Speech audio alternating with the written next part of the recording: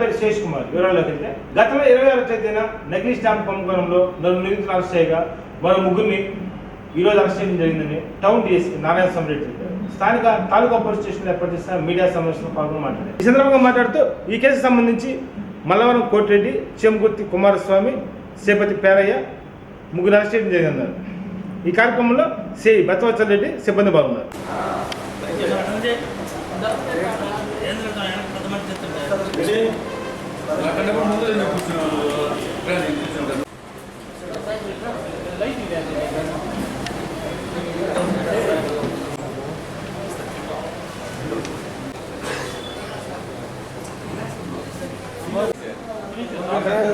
Fan లాపాలి sir.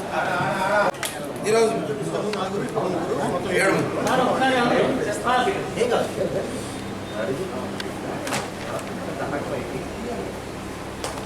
అందరికీ నమస్కారం. మీ అందరూ తెలుసు, ఒంగోలు పట్టణంలో గత నెల 26వ తారీఖు నాడు నకిలీ స్టాంపులు కుంభకోణం దీంట్లో అరెస్ట్ చేయడం జరిగింది. దాంట్లో భాగంగా ఇవాళ మళ్ళీ 3 వ్యక్తుల్ని మల్లవరం కోటిరెడ్డి, చీమకుర్తి కుమారస్వామి, శ్రీపతి పేరయ్య అనే వాళ్ళని కూడా ఈరోజు అరెస్ట్ చేయడం జరిగింది. ముఖ్యంగా వీళ్ళు టౌన్లో కానీ చుట్టుపక్కల ప్రాంతాల్లో కానీ ఎక్కడైనా ఖాళీ స్థలాలు ఉండి, లేకపోతే ఎవరైనా పూర్వీకుల నుండి వాళ్ళ రికార్డ్స్ అప్డేట్ చేయకపోతేనో, లేకపోతే వాళ్ళ సంబంధికులు దూరంగా ఉంటేనో, లేకపోతే ఏదైనా డిస్ప్యూటెడ్ ఏదైనా ఉంటేనో, లేదా అన్నదమ్ముల మధ్య తగాదాలు ఉంటేనో అట్లాంటి వాటికి ఒక వీలునామాలు సృష్టించడం, దాన్ని మళ్ళీ లిటిగేషన్ స్టార్ట్ చేయడం, దాంతో మళ్ళీ ఒక రిజిస్ట్రేషన్, ఆ వీలునామాను రిజిస్టర్ చేసి మళ్ళీ జీపీఎల్ తయారు చేసి ఆ జీపీఎల్ నుంచి ఎవరికైనా మళ్ళీ అమ్మేట్టు అంటే ఒక 2-3 రికార్డ్ ట్రాన్సాక్షన్ తయారు చేసి దాన్ని లీగలైజ్ చేసి చెప్పి దాన్ని మళ్ళీ లీగల్ ఒపీనియన్ చేసి అమ్ముతూ డిస్ప్యూట్ చూస్తూ ఈ ముఠా పాల్పడుతూ ఉంది. ఈరోజు 3 అరెస్ట్ చేయడం జరిగింది. దీంట్లో వాళ్ళు మళ్ళీ ఈ నకిలీ పత్రాలు చేసి వచ్చిన సొమ్ము ఎలాగ వాటాలు పంచుకోవాలి, కష్టం ఎవరైనా ఎక్కువ కష్టపడంటే దాన్ని ఎక్స్ట్రా ఎట్లా పంచుకోవాలని కూడా వాళ్ళు రాసుకున్నారని తెలిసింది. అది ఇంకా దర్యాప్తులో ఉన్నాయి. ముఖ్యంగా ఇప్పటికీ 9 కేసులు సిట్ ఆధ్వర్యంలో ఈ ఫోర్జరీ డాక్యుమెంట్స్కి ప్రజలు బాధకి వచ్చారో నమోదు చేసిన వాళ్ళు దర్యాప్తులు ఉన్నాయి. ఇంకా చాలామంది ఇంట్లో గుర్తించడం జరిగింది. కొంతమంది పరారులో ఉన్నారు. వీళ్ళు కూడా రాబోయే కాలంలో అరెస్ట్ చేస్తాం. దయచేసి ఇంకా ఎవరైనా ఇట్లా అమాయకంగా మోసపోయిన వాళ్ళు ఉంటే దయచేసి పోలీసు వాళ్ళ స్వేచ్ఛగా సంప్రదించండి. డెఫినెట్ కేసు నమోదు చేసి దాన్ని దర్యాప్తు చేయడం జరుగుతుంది.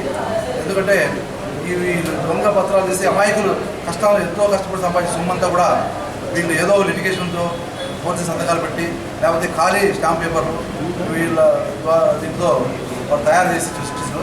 దాన్ని దృష్టి పెట్టడానికి మా ఎస్పీ గారు ఆధ్వర్యంలో సిట్టు తయారు చేసి దాన్ని చేస్తాం. కాబట్టి ప్రజలు కూడా దీన్ని సహకరించబోతుంది. Thank you. పార్టీలు కానీ కులాలు కానీ చూడట్లేదండి. వాళ్ళు చేసిన నేరాలే చూస్తున్నాం. వైసీపీనా, లేకపోతే టీడీపీనా, లేదా సిపిఐ, సిపిఎం, జనసేన ఇంకోటి చూడట్లేదు.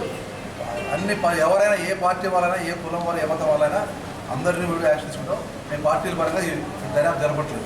సార్, ఇంత పెద్ద కుంభకోణంలో రెవెన్యూ అధికారుల పాత్ర లేకుండా ఎస్, రెవెన్యూ పాత్ర అధికారం ఉందని డాక్యుమెంట్స్ అవన్నీ, ఎందుకంటే అది ఫోరెన్సిక్ సైన్స్ ల్యాబొరేటరీ కూడా పంపించి ఆ డాక్యుమెంట్ వెరిఫై చేస్తుంది.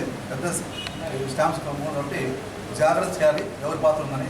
ఒకవేళ ఉంది అన్నా సరైన లేకుండా, లేదన్నా కాకుండా దాన్ని ఆ దిశగా కూడా ఉంటే ఎవరిని కూడా వదిలేదు. ఎవరి పాత్ర రెవెన్యూ వల్ల ఇంకోరు నేను చూడట్లేదు. అంటే ఇంకొకటి బయటకొచ్చిన దగ్గర నుంచి కొన్ని పేర్లు తప్పుగా కొన్ని పేర్లు ఒంగోలు ప్రముఖంగా వినిపిస్తుంది. ఈ కేసులో ఇప్పటిదాకా 7 మంది చేశాము. చాలా మంది ప్రముఖంగా వినిపిస్తున్నారు. అంటే దీని కనుక ఎవరో పార్టీలు ఉన్నాయి అని అనుకుంటున్నారో అది కరెక్ట్ కాదు. అది కరెక్ట్ కాదు. ఇన్వెస్టిగేషన్ అనేది స్టెప్ బై స్టెప్ నడుస్తాం. కనెక్షన్ అనేది రావాలి. కరెక్ట్ కాదంటే వాళ్ళ ప్రమేయం లేదంటారా, లేకపోతే వాళ్ళ ఎవరో మీరు ఎవరి గురించి మాట్లాడతారో నాకు తెలియదు. నేనైతే కేసులో ఉన్నటువంటి ఎవరైతే లింక్ ఎక్కడ వస్తారో స్టెప్ బై స్టెప్ మేము పోతున్నాం. మీరు ఎవరి గురించి మాట్లాడుతున్నారో తెలియదు.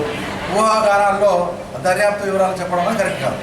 దర్శి డిఎస్పీ ముందు దర్యాప్తు అధికారి గారిని ఇప్పుడు ఆయన ఉన్నాడు. దాని తర్వాత ఇప్పుడు మన ఆయన కూడా లేదు యాడ్ చేశారు.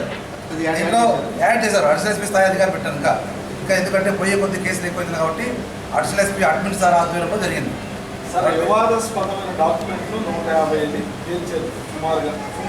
అవును, మాకు తెలిసింది అనుకున్నాం. వివాదాస్పదమైన వాటిల్లో డాక్యుమెంట్లు ఏ డాక్యుమెంట్లు ఏ శాఖల్లో ఉన్నాయి, ఆ శాఖల్లో పరిశీలన ప్రారంభించడం జరిగింది. ఇంకా మీకు రాబోయే కాలం చెప్తాం. ముందుగానే చెప్పడానికి వీల్లేదు. ముందు చేస్తుంది. ముందుగా చెప్తే దొంగలు అలర్ట్ అయిపోతారు. అప్పుడు మనం న్యాయం కంటే అన్యాయం చేసిన ఎక్కువ అవుతాం. కాబట్టి ఎంతవరకు షేర్ చేసుకోవాలని చేస్తాం. డెఫినెట్గా మేము ముందు ఇస్తాం. డిఎస్పీ గారు ఇప్పుడు దర్యాప్తు పూర్తి స్థాయి ఇంకా పూర్తి కాకుండానే మధ్యంతరంగా ఈ ప్రెస్ మీట్ పెట్టమన్నాం. మధ్యంతరంగా ప్రెస్ మీట్ పెట్టలేదు. అరెస్ట్ చేసిన అరెస్ట్ మీద చెప్తాం. ఎక్కడ ఎవరు ఏ డాక్యుమెంట్ ఎవరు చేసినారు అని కూడా మేము చెప్పట్లేదు. ఎవరు పేరు అరెస్ట్ చేసిన పబ్లిక్ కదా, అరెస్ట్ అనేది పబ్లిక్ కాబట్టి చెప్తున్నాం. వేరే ఎవరెవరు ఎవరెవరు ఏం చేశారు ఏమని కూడా చెప్పండి. జిల్లాలో ఇతర ప్రాంతాల వరకు కూడా ఇది వ్యాపించిందా? ఇతర ప్రాంతాలు కూడా వ్యాపించారు. ఇంకా రాబోయే కాలంలో మరిన్ని పరిస్థితులు ఉంటాయి. దయచేసి మీరు కూడా సహకరించండి. Thank you. మెప్మా ఆధ్వర్యంలో బాల్య వివాహాల విషయంపై అవగాహన ర్యాలీని జిల్లా కలెక్టర్ దినేష్ కుమార్ జెండా ఊపి ప్రారంభించారు. ఈ కార్యక్రమంలో మేయర్ గంగాటి చేత మెప్మా సిబ్బంది పాల్గొన్నారు.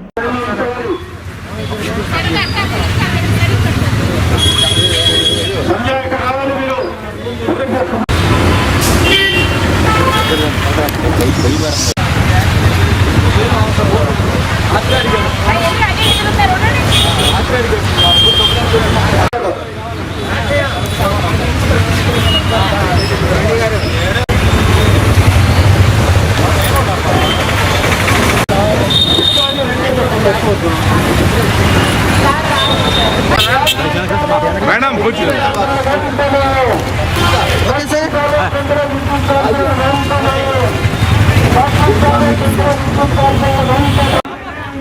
తగ్గించాలి పెంచిన విద్యుత్ ఛార్జీల వెంటనే, తగ్గించాలి పెంచిన విద్యుత్ ఛార్జీల వెంటనే, తగ్గించాలి పెంచిన విద్యుత్ ఛార్జీల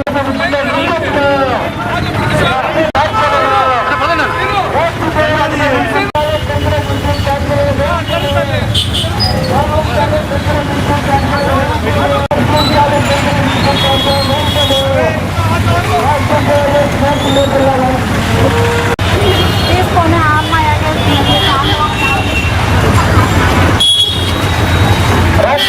పెంచిన విద్యుత్ ఛార్జీలను తగ్గించాలి, పెంచిన విద్యుత్ ఛార్జీలను తగ్గించాలి, పెంచిన విద్యుత్ ఛార్జీలు ఉచిత విద్యుత్తును కొనసాగించాలి. దళితులకు రైతులకు ఉచిత విద్యుత్తును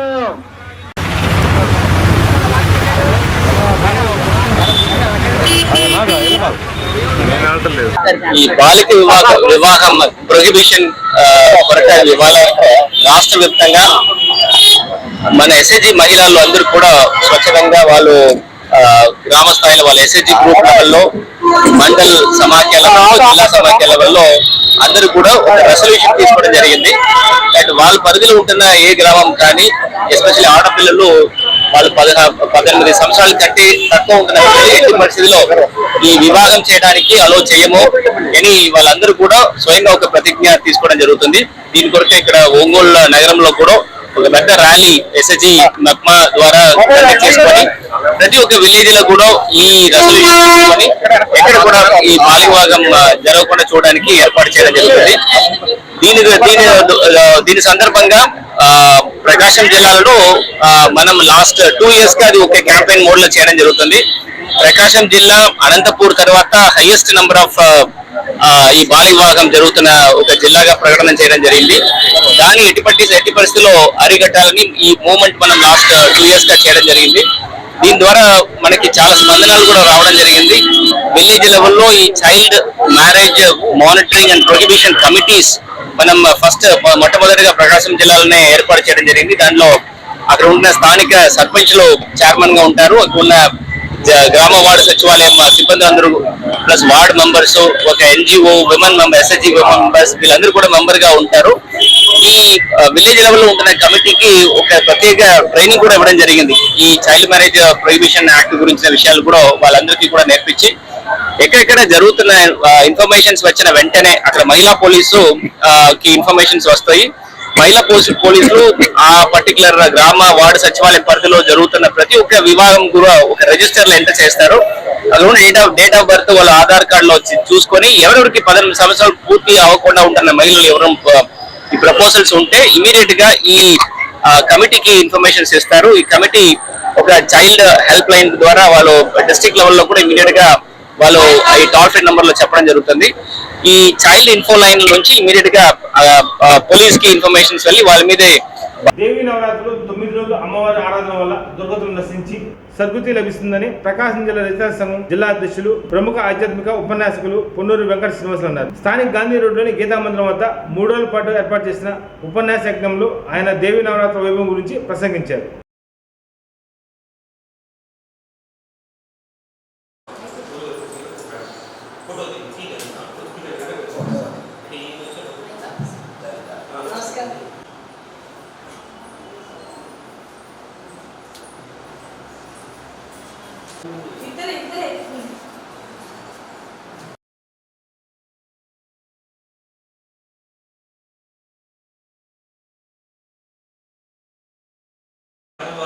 వాటికి సంబంధించింది ఎలాంటి రూపం సంబంధించింది అంటే శివశక్తిగా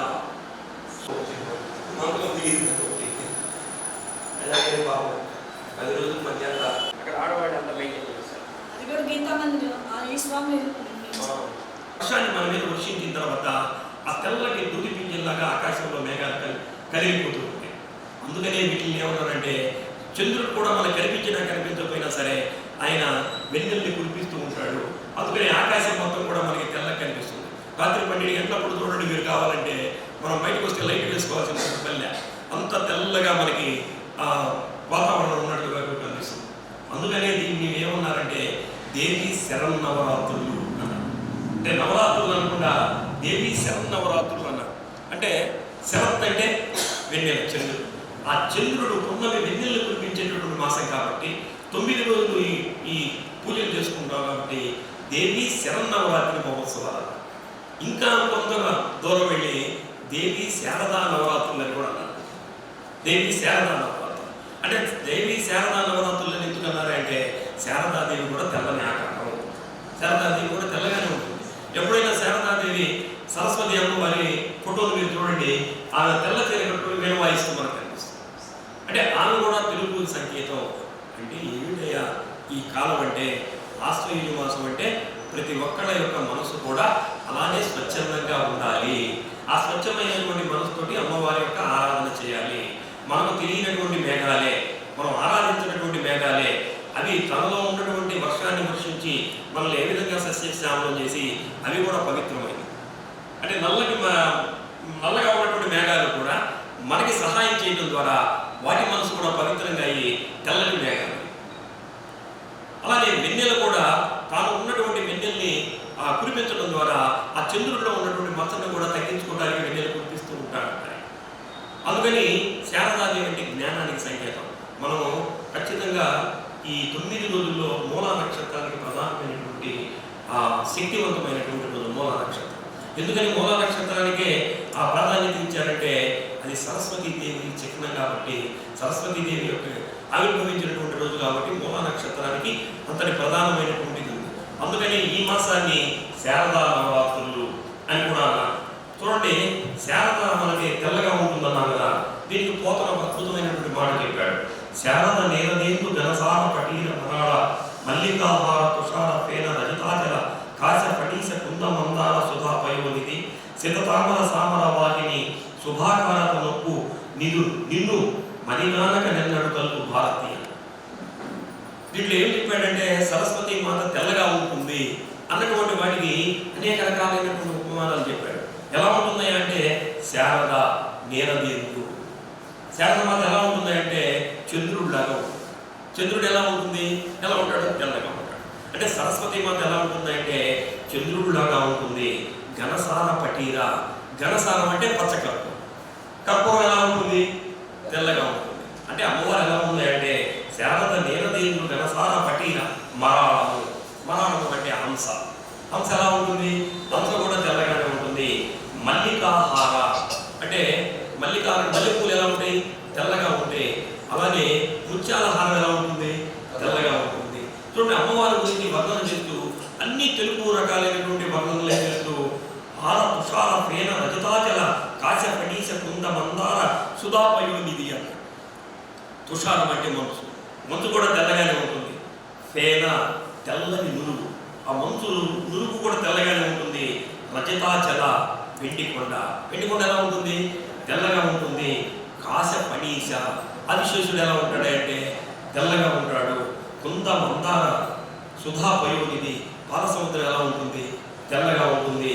అలానే సిద్ధతామర అంటే తామర పూలు కూడా తెల్లని తామరలాగా ఉంటాయి. సామర వాహిని ఆకాశగంగ, పైకి పడేటువంటి ఆకాశగంగ కూడా తెల్లగా ఉంటుంది. అటువంటి తెల్లని స్వరూపమైనటువంటి సరస్వతీదేవి, నీకు మొక్కుతున్నాను తల్లి, నాకు అన్ని శుభాలు అంటే చల్లని తల్లిగా మన అమ్మ అయితే ఏ విధంగా అయితే పిల్లలు ఏ విధమైనటువంటి మారం చేసినా ఆమె శాంత రూపంతో ఉండి వాళ్ళని అన్ని ఆలనా పాలన చూసుకుంటుందో, అలానే దశమి రోజు రాజరాజేశ్వరి అమ్మవారు కూడా చక్కగా ఆశీనురాలై మనందరినీ కూడా ఆశీర్వదించేటటువంటి తల్లి 10వ రోజు మనకి రాజరాజేశ్వరి అమ్మవారిగా మనల్ని అనుగ్రహిస్తుంది. కాబట్టి 9 రోజులు నవరాత్రులు అమ్మవారిని 9 రూపాలుగా మనం ఆవాహన చేసుకోవటం, 10వ రోజు ఈ విజయాలు సాధించిన తర్వాత అమ్మవారి యొక్క అనుగ్రహాన్ని పొందడం, దీనిని దశమి, విజయదశమి, 10 రోజులు 10 రూపాల్లో అమ్మవారిని మనం ఆరాధన చేసుకునేది మనం చూస్తూ ఉంటాం. అయితే ఏమిటయ్యా ఈ 9 రోజుల్లో ఉన్నటువంటి గొప్పతనం అంటే, ఈ 9 రోజులు పిల్లవాడు ఏ విధంగా అయితే తల్లి గర్భంలో 9 మాసాలు క్షేమంగా ఉంటాడో, క్షేమంగా ఉన్నటువంటి పిల్లవాడు అమ్మ ఆ పురుడు పోసుకున్న తర్వాత బయటకు వచ్చిన తర్వాత ఏ విధంగా అయితే క్షేమంగా ఉంటాడో, అటువంటి విధంగానే 9 రోజులు కనుక ఆరాధన చేసినట్లయితే మనం ఈ భూ ప్రపంచం మీద ఉన్నంతకాలం కూడా ఆ తల్లి మనల్ని ఆశీర్వదిస్తుంది అన్నటువంటి ఉద్దేశంతో ఈ 9 రోజుల యొక్క నవమి మహోత్సవాలని మనకి శరన్నవరాత్రి మహోత్సవాలని ఏర్పాటు చేయడం జరిగింది పెద్దవాళ్ళు. కాబట్టి దీనిని తూచా తప్పకుండా అందరూ పాటించాలి. దీంట్లో ముఖ్యమైనటువంటి విషయం ఏమిటంటే, అసలు మతానికి కూడా సంబంధం లేనటువంటిది ఈ దేవీ శరన్నవరాత్రులు. అంటే ఏ మతానికి సంబంధం లేదు. అమ్మ ఎవరికైనా అమ్మేగా.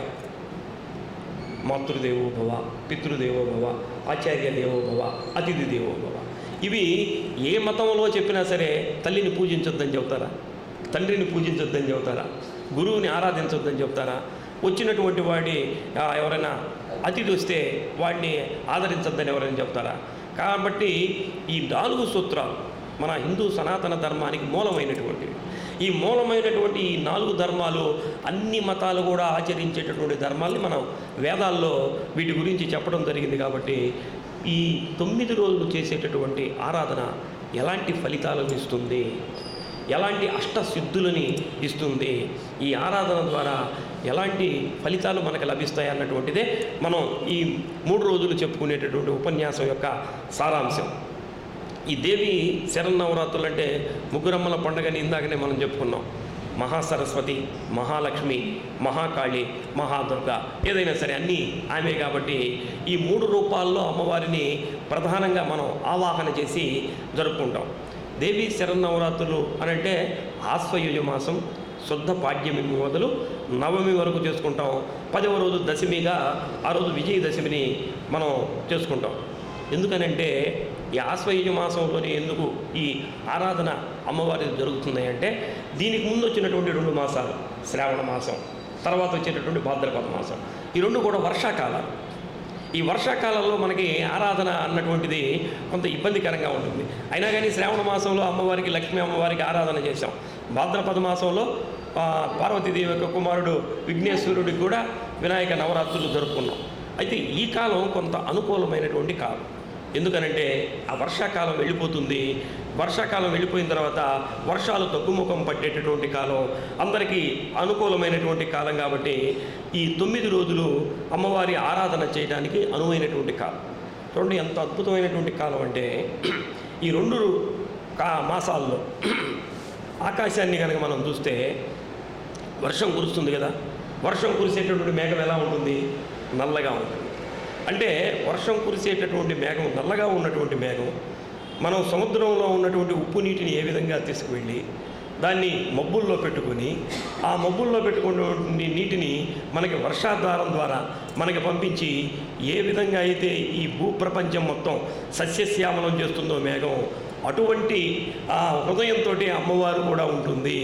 ఏ విధంగా అయితే మేఘం వర్షించి మన భూమిని సస్యశ్యామలం చేస్తుందో, అమ్మవారి యొక్క కరుణామృత వర్షం కూడా మనకి 9 రోజుల ఆరాధన వల్ల లభిస్తుంది అన్నటువంటి విషయం మనకు తెలుస్తుంది.